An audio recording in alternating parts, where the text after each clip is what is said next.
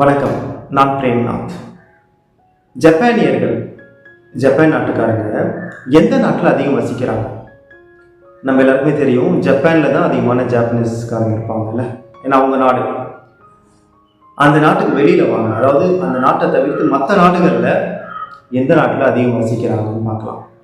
இதில் 5வது இடத்துல இருக்கிற நாடு, ஜப்பானியர்கள் அதிகம் இருக்கிற, ஜப்பான் நாட்டை மட்டும் விட்டுருவோம், அதை தவிர்த்து மற்ற 5 நாடுகளை பார்க்க போகிறோம். சரிங்களா? ஜப்பான் மட்டும் இது கணக்கில் வேணால் மற்ற 5 நாடுகள், ஜப்பானியர்கள் அதிகம் இருக்கின்ற 5 நாடுகள்.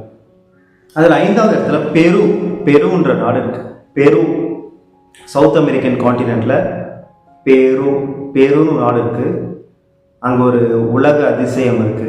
உலக அதிசயம் மச்சு பிச்சு உலக அதிசயம். அந்த நாட்டில் பெரு நாட்டில் 1,03,000 ஜப்பானியர்கள் இருக்காங்க. 1,00,000 ஜப்பானியர்கள் இருக்காங்க. 1,00,000 ஜப்பானியர்கள் இருக்காங்க.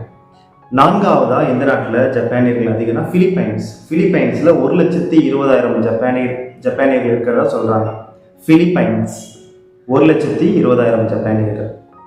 கனடா தான் 3வது இடத்துல இருக்குது. ஜப்பானியர்கள் அதிகம் வாழ்கின்ற 3வது நாடு கனடா. அங்கே 1,29,000 ஜப்பானியர்கள் கனடாவில் இருக்காங்க. சரி, 2வது இடத்துல USA, United States of America, யூஎஸில் 2வதா ஜப்பானியர்கள் அதிகம் வசிக்கும் நாடு எதுனா USA. அங்கே வந்து 15 லட்சம் பேர் இருக்காங்க. 15 லட்சம் ஜப்பானியர்கள் யூஎஸ்ஏல இருக்காங்க. முதல்ல எந்த நாடு ஜப்பானியர்கள் அதிகம் வசிக்கும் நாடு? அதாவது ஜப்பான் நாட்டை தவிர்த்து நான் சொல்கிறேன். சரிங்களா? ஜப்பான் நாட்டிற்கு அடுத்ததா எந்த நாட்டில் அதிக ஜப்பானியர்கள் வசிக்கிறாங்க? உங்களுக்கு தெரிஞ்சால் சொல்லுங்கள். இதற்கான விடையை நான் நிச்சயமாக நாளைக்கு சொல்கிறேன். ஒரு குறிப்பு மட்டும் கொடுக்குறேன். இந்த நாட்டில்